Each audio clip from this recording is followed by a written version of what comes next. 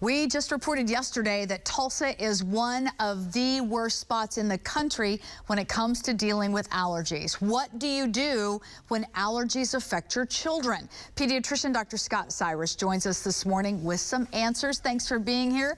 Nice to see you. Nice to be seen and great to be here with you. Dr. Cyrus, talk to us about how big of a problem allergies are in general. You know, allergies affect almost everyone, it seems like. There's very few people that really are affected by that are not affected by allergies.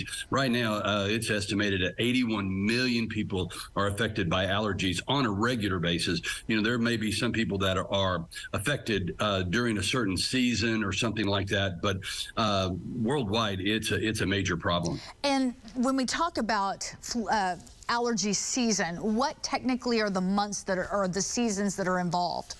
You know, many times you have the blooming season, as I call it, and it starts sometimes in early February with the trees. And this year it has really started even earlier than that. I believe in January, because of the warm weather and windy conditions, our cedar trees, mulberries, things along those, hackberries, things along those lines have really started blooming. And so a lot of children and adults are both affected by these early allergies. And then it runs through early summer. And then, believe it or not, then you go kind of through the dying season, which is where ragweed just absolutely really beats up a lot of people, especially here in Oklahoma. And, you know, you're talking mostly about those outdoor allergens, but, you know, kids can be allergic to pet dander, to mold, to you know, just carpet, stuff in the carpet. So let's talk a little bit about what are some of the symptoms. How would a parent recognize possibly allergies in their children? Well, you know, allergies many times, of course, the common one is the runny nose, or in adults many times is just the stuffy, congested nose. They can't breathe through their nose, so their mouth is dried, especially at night, and they may be snoring. You may see sneezing, of course, watery, runny eyes, itchy eyes. Many times the key to allergies is that itch. Many times the roof of the mouth itches, the ears itch, the nose itches. You can have sinus, like I said, sinus congestion, but they can also turn into sinus headaches. And so it can make a really, really bad problem. And then it can kick off many children's asthma symptoms.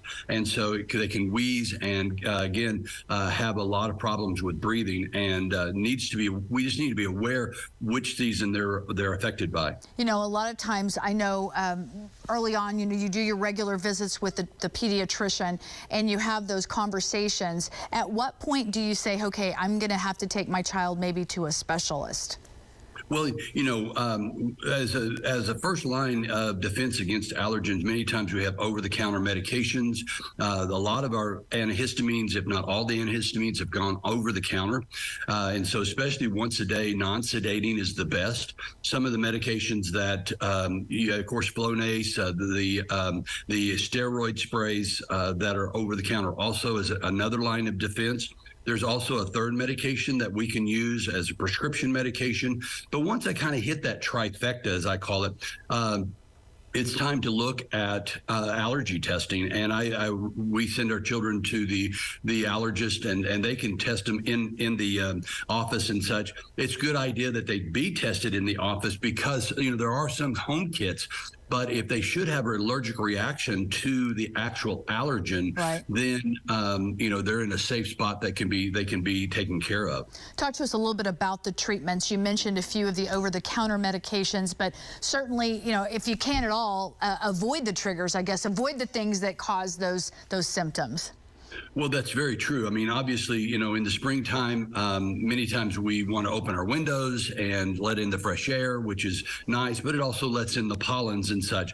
So keeping the windows closed, using the air conditioner, making sure your filters are you know, clean and replaced. Also, you know, it's a good idea to actually get rid of carpet because there are so many allergens, dust mites, and just pet dander and things along those lines that are in the carpet. Getting rid of carpet, replacing it either with hardwoods or vinyls or something along those lines that are easily cleaned and not really collects a lot of dust and such that really will set off our children. And that way, of course, obviously mold and things along those lines, keeping those things clean.